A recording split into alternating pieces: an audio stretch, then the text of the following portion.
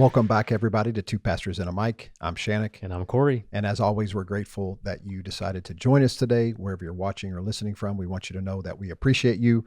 Also, do all the stuff, like, share, subscribe. Do it. Whatever platform you listen to podcast, or if you're watching, subscribe on YouTube. We would appreciate that.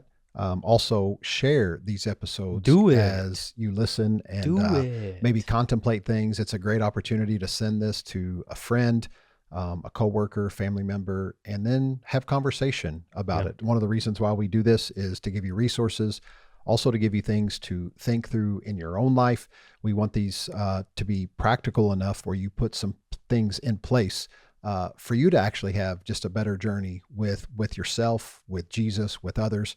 And you don't do that without putting some of this stuff into practice. Also, if you haven't done so already, would you please leave a review? We love reading those, just seeing how this is encouraging you. Matter of fact, Cory just told me right before we hit record that we did just get another review, or a new review. We did this morning. First one in a while. And so do you have that pulled up? Yeah, I do. I want to hear it. I actually haven't heard it yet, so I'm hearing it live. Well, I just want to applaud you. That was one of the best intros ever. You did so many different dynamics. I mean, we're 255 episodes in, and that was a first. Okay. It wasn't as repetitive. So big shout out to Channock, man. Cooking up in December.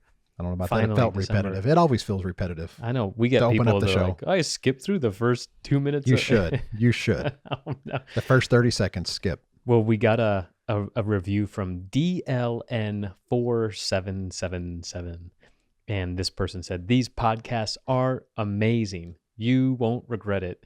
They make you think, and critically thinking is a lost art. So think, people. So, hey, big shout out. You have 255 episodes, like he said, to share, to dissect, to contemplate, to even disagree with us. We're not people that want to come to necessary conclusions on every subject that you have to agree with us. We just want to start this conversation so that you know you have the freedom to process however you feel like the Spirit is processing with you in your life. So yeah, I love that. And if you've been with us for a little while, you know we have been in the middle of going through your eBooks that you've been releasing all year. We are in the first week of December now. Yep. We got a few more of your eBooks to go through. I know I want to make a little plug right here. This Friday, December 5th, you're actually releasing the last one of the year, the 12th one. And it's already done, right? Yep. You're done, finished, uploaded, just ready to release on the 5th. So if you're listening to this on Wednesday, make sure you make a note, set a reminder, do whatever you need to do. We have reminders on our phone, so you can do this very easily on Friday morning to wake up and download. It's through email, right? You can go to saintsnotsinners.com, get the download. If you've already been a part, they probably get the email notification. Just go on there, click on there. You're like delete. Yeah. And just check it out. I think it's going to be actually a pretty good one. It's this idea of how to sheath your sword in a violent culture. Violent, loving culture. Loving culture. And I think it's good. We did a sermon series a few years back called the Christmas Sheath. Yeah. It's hard to say sometimes. I feel like Mike Tyson when I say it with the lisp. But it's really good. You'll just have to check it out. I'm not going to give anything away. Matter of fact, in a few weeks, it'll be the one we unpack. So go download it. Do us a favor. Do yourself a favor. And learn a little bit in this Christmas season, what that means. Yeah, this Friday you can get all 12 at your leisure. So even though we're going through August this morning, which is this is my personal favorite, the one we're talking about today. Out of all of the eBooks, August was my favorite. How to be emotionally whole. Obviously, this has been kind of my world the last couple of years. Yep.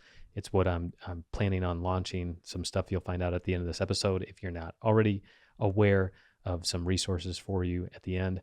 But yeah, so all of this, the reason why we've been even highlighting these books on the podcast is because we really want you to process, how does it look like to live with purpose, peace, and presence in your life? And all of these kind of hit that in some degree. So yeah, and as you've been a part of our journey, if you have, most of our listeners are longtime listeners, so thank you.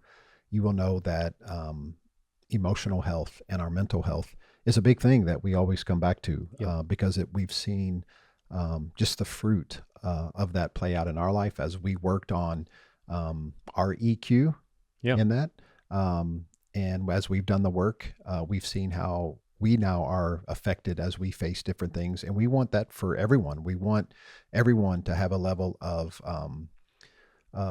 mental toughness and mental health and mental fitness. Mental I don't fitness. like the word toughness. Yeah. Which is funny. The reason I said that is like in the moment I thought, wait, we had an episode. I think it was called Mental Toughness. Yeah. Mental fitness. It was the opposite. Fitness, okay. That was just in the moment. But we want you to dive in on that because we think it's a big deal. It's a big deal in every culture, in everybody's lives, to process through things in such a way where we're not destroyed. We're not taken away from the call or the vision that God has for our life and that we've set the direction of our life. And so for so many people, this idea of getting off track, like mentally and emotionally, it's hard. It's hard to do the work to come back into alignment and not have it rule your life or take up mental real estate. So you know what? Actually, I don't think I've ever publicly said this. It wasn't just your journey in TLP and processing with me that really provoked me to go get education in counseling and to really go on this journey myself, very much with you. It was actually, that was inspiring to me, but it was actually a conversation with Dr. Chapman, which he probably doesn't listen to this. If you're in the Louisville area, you know who he is because he's a clinical psychologist. Mm-hmm. He brought some of his students to camp in 2020 and we were talking about stuff. And now this guy, very, very attractive man, but he's jacked. And so I was actually asking him about his workout routine because he's very mentally fit, but he's also very physically disciplined. Fit. And we were having this conversation. I was telling him my frustrations in church ministry about how many people rely on pastors to give counseling advice, but very few pastors are actually educated in counseling. And I was like talking about, should I go back to school, and asking him about his workout routine, his schooling in clinical psychology and counseling and all that stuff. And he kind of laid out something that I've kind of heard before, but really never processed. He goes, a lot of people say that they would die for their kids. But he said, not a lot of people think about would they live for them. He said, the reason for why I care so much about physical fitness and mental fitness is because I want to live for my kids. Mm. And I remember thinking, oh my goodness, like that was an inspiring process. And so why we're even talking about this is to maybe even get you around this, idea. A lot of people say, I would do anything for my kids. Well, would you get physically fit for your kids so that you can be there for them physically in the next 5, 10, 20, 30 years and not having to rely on your kids to help you as you get into old age? I know there's exceptions to that. But also, would you be willing to get mentally fit for your kids? I know we say it a lot in our sermons is, part of the mental fitness journey is beginning to deal with some of the skeletons in your closet emotionally and slaying some of the emotional giants so that your kids don't have to. That might be one of the greatest generational blessings that you give your kids, not necessarily a financial blessing, but a physical and spiritual or emotional blessing in your journey. And so that kind of really, that one statement, looking back at that now, like really excelled me. What's the word?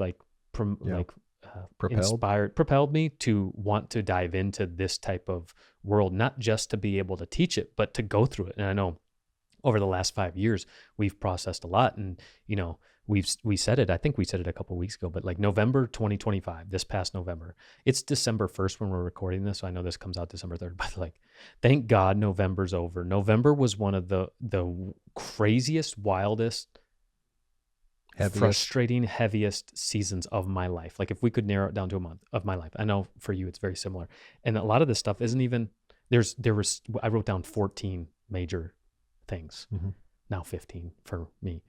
And none of them actually deal with me and Julia specifically and or my kids. And so it's just so much.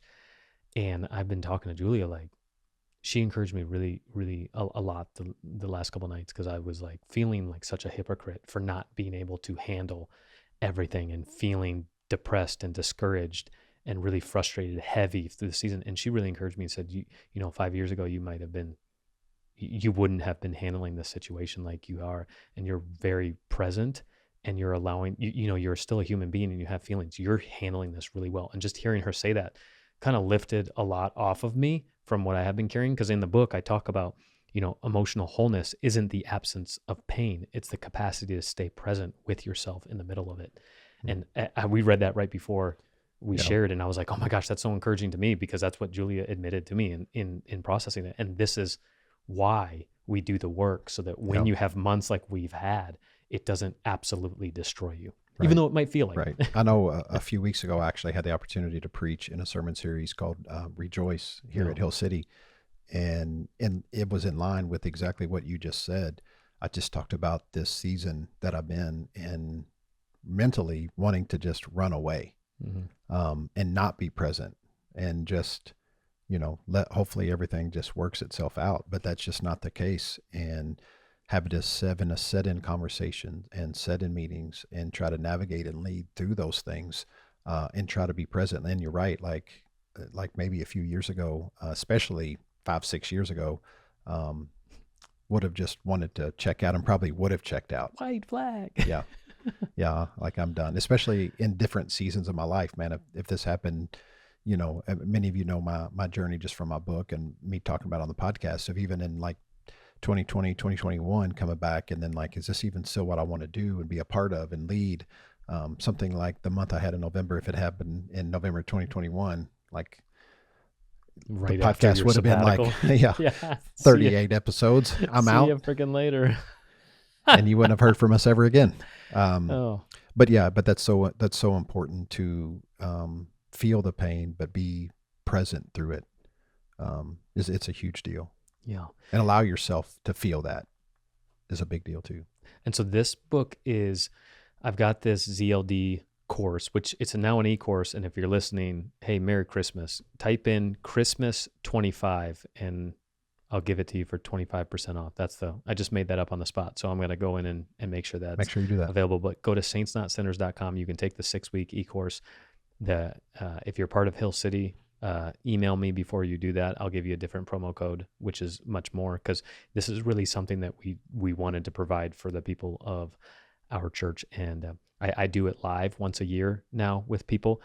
So that eCourse is also available to you to go through it if you've already gone through it and you want to remember it, or if you're not able to go do it in person, and you want to do it right now, you have that availability. That's why we recorded it. It was part of what I had to give to get my doctorate. This is the course I created for my doctorate.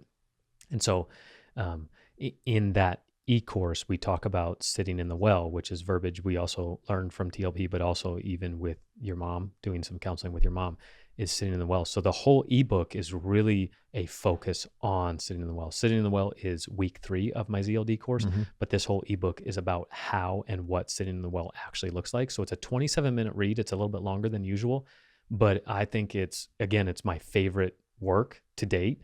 It's really helpful. I've heard that from many people that have read it already, of how great the language is for emotional processing, because the emotional process, as you know it, and you can probably talk on this, I like to use these 2 words specifically. They're 2 B words. It's beautiful but brutal. And I don't like to use the word but. It's beautiful and brutal. That's what emotional work is. There's beautiful aspects of it, but there's also brutal aspects of it as you're peeling back the layers of the onion, as you're processing childhood traumas and your own issues and your own experiences, lived experiences. It's life-giving and soul-stretching or soul-sucking, whatever word you like to use. And so I kind of like to use those words as kind of like this dichotomy. Yes, it's beautiful and brutal. And that's why a lot of people don't do it, because it is those 2 things. And I like to confront that thought as like, yeah, but you think it's like, yeah, the work is brutal to a degree, but not addressing these things and not being willing to dive into it is equally brutal. You just might not be aware of how brutal it is, because you're caught in the same terrible cycles and you're not helping anybody, especially yourself. So you referenced sitting in the well. Just give it maybe a quick reference. I know we've talked about it a little bit on the podcast, and you don't have to go in. You have the whole 27-minute read about that. But just maybe reference that a little bit, because that's a big part of the emotional work. Yeah. That you take people through. I was going to call this ebook How to Stay in the Mirror. And that's a similar version of like being able to look at yourself and fall in love with the version of you that God's in love with and align to that. That's also this this book, What Have I Told You? It's a 21-day devotional about the same thing. All of my work is all intertwined. Because again, you'll never be able to heal what you're unwilling to face. That was kind of the verbiage. But I went back to sitting in the well because of the verbiage that we use. And so in this ebook, I teach you the easiest way to describe it is like when you are in a dark well. Most of us, especially you and I, if you were to metaphorically put yourself in this well, many of us is like, okay, what's my plan to get out? Yeah. And that's what I want to kill, because then you're not actually allowing yourself to feel and process. And so like, what does a well represent? It's dark, it's cold, it's dark. Did I say that twice? Dark, damp. It's damp, dark, cold, all these things. And sitting in the well is really this phrase. It's not fixing and it's not filtering. It's just feeling. And, I go through the wheel of feelings, Dr. Gloria Wilcox, who created that, helping people navigate their feelings, going through the 22 relational nutrients from Dr. John Townsend. Like, I incorporate a lot of other clinical research that is phenomenal. We go through the saboteurs. We go through all this stuff and giving you language to learn how to sit in the well and process in the well. So. Yeah, no, I love it. And it's one of those things. Did you want me to unpack more? No, I think that's great. I wanted you to actually use that phrase. It's not fixing and it's not filtering. It's just feeling. And that's what we mean. A lot of times people don't allow themselves to feel or give space or time for it. And so when we say sitting the well, we mean being present with that and being present with your feelings. But also I wanted you to bring it up because it's something that we actually can provide space for others and sit in the well with them, and not trying to fix them and not trying to filter what they're saying so that we can listen just to respond to what they're saying, but truly sitting in that space, trying to listen, to understand, trying to just sit in some of those feelings with people is so important. And most of us don't know how to do that. And I'm speaking to myself, as someone who leads and prides themselves on being able to fix things and bring solutions to things, I'll immediately I want to try to map out how to get out. How do we navigate this? How do we bring resolution? And sometimes I want to bypass the feeling. And so that's something that I've had to train myself and continually remind myself to sit in those moments and give other people space for that without having to fix them or bring suggestions or offer feedback or give advice. Again, that's why you tied it in with the 22 relational needs. That's a big part of it too. Asking people what they need from you. That is a part of sitting in that well with them, because they always don't just need your advice or your feedback or how you would do things. It's their life and what they have to go through. Now you can bring wisdom and experience, but if they don't want that and don't want to hear that, then don't give that. So that's a big part of it as well. So big. That's a huge, it's changed the way I've even interacted with my own wife. It's changed how we've interacted, because hey, I just need to vent. And then you're like, okay, I got you, bro. Instead of trying to fix, because you could fix all my situations too, but sometimes I don't need that, and vice versa. Like, It's easy to fix people's situations when you're not the one that has to deal with the emotional baggage of it. You know what I mean? Like, it's so easy to give advice sometimes, but that's not what people need. And I will unpack this, because like on pages 9 through 12, I unpack this 4-part cycle that I take people through in counseling, like how to identify specific childhood instances that might have created a loop lie, is what I call a lie that keeps looping in your mind. And so it's 4 phases. It's called the event, which is usually in childhood, the lie, so that's the loop lie, then the defense mechanism, which again is your ego coming to the surface to defend and protect the childhood wound. Yeah, shame, fear, control. Exactly. That cycle. And then the reaction is how you react. So oftentimes people are reacting to current situations from past childhood trauma. And so like, this is how you become emotionally whole, is walking through these examples. I got 2 examples that are the most common that I see in sessions is the event is some type of rejection, whether that be from someone you love or someone like a parent or something like that. The lie is I'm unlovable because of that rejection, whether it was your fault or not. The defense is now you try to control all of your relationships or all of your situations to some degree. And then the reaction is disconnection. So you don't actually connect with other people because, well, you might fear of being rejected, which Yep. is real. All Yep. of these things are real. Or the other common one is abandonment. That's the event. You were abandoned by somebody that you shouldn't have been. So then the lie that you believe is people always leave. And that lie is there's a truth element to it. That's the loop lie of, oh man, people always leave me because I was abandoned as a child. So then your defense mechanism, your ego, rises to the surface and you withhold trust. And again, rightfully so. You're very hyper vigilant when it comes to trusting people. And then your reaction in everyday circumstances is isolation. So you isolate from people, and it's very similar to the rejection. Those are the two that's either rejection or abandonment that I deal with the most in one-on-one sessions. And so like those are the cycles that I help people navigate through so that we can confront the lie to get to the event, so that we can rewire or retrain, or maybe even just sit in the suckiness of those situations to help you break free from living from a place of trauma instead of a place from freedom. So, and that takes so much time. Again, healing, I say this a lot in counseling sessions. I think I say it in the ebook, but healing only happens when hurt is heard. And so again, we're not trying to fix your situation. We're trying to allow and give yourself permission to feel, because healing doesn't make you superior. It makes you compassionate. Well-tended souls breathe before reacting. They pause before performing. Healing does not arrive. It returns. It does not prove. It pauses. It does not strive. It stays. This work is slow. And so really trying to help people recognize that awareness is sacred. Yeah, no, I love that. And I think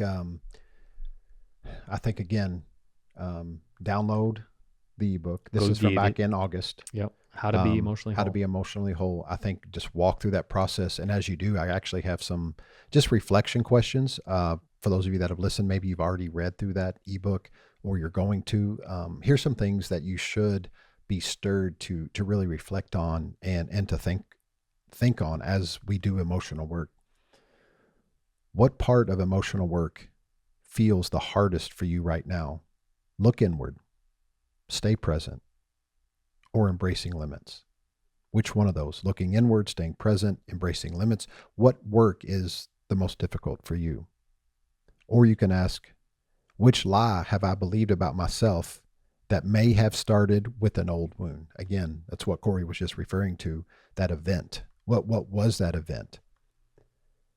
The third reflection question, when I feel discomfort, do I tend to fix it, flee it, or feel it? Fourth, what would it look like to rest as part of the work instead of waiting until after I deserve it to rest? Or lastly, what is one small, compassionate step I can take toward emotional wholeness today? And if you ask me, that's probably the question you need to start with. What is one small, compassionate step you can make toward emotional wholeness today? Whether it's giving yourself freedom to feel, whether it's visiting that place that a wound may have occurred, maybe it's having conversation with someone. Maybe it's just simply, I need to set in the well about this issue. What is that one small step for you today? And then walk that out and see what happens. Yeah. So saintsnotsinners.com, you can get the ebook there. You can find the ZLD course. Remember, Christmas 25 for 25% off. That will be available to you. Take advantage of that stuff. Seriously, I do this stuff for you. Also, if you want to do a little bit more intense work, because you've already done some work, even if you haven't, but you're interested in more in-person, I have a year-long cohort that I'm launching January 2026. I've talked about it. I have one spot available. I will take 2 more if it's really thing, but I already have it mostly full. I'm doing it regardless. I do have 1 spot left. If you're interested about that, it's called the Zoay Intensive. That's also on my website. If you're local, because I'm doing that in person, it's a once a month gathering in New Albany. It comes with coaching calls. There's a lot of stuff. All that information can be found on the Zoay Intensive at saintsnotsinners.com. Yep. So those are 3 things. You got the free ebook. You've got the ZLD eCourse that can be found on my website, and the Zoay Intensive, which is the in-person cohort. It's going to be really intense, hence why it's called the intensive. But again, I really care about this. I know you really care about this. So we wanted to put this out there for our listeners, for the people around Southern Indiana, to take advantage of growing in emotional health. Many people, in fact, all people that I know would die for their kids, but would you live for them? Man, such a great question. Well, with that, I just want you to know we are so grateful for you. We're coming off a Thanksgiving holiday last week, and I really paused for a minute to think about how much maybe impact that we've had from you letting us know what this podcast means, what our advice has meant, or our conversation of being open has meant to you. So thank you so much. Grateful for you as a listener. And we want you to know above everything else, you are loved and there's nothing you can do about it.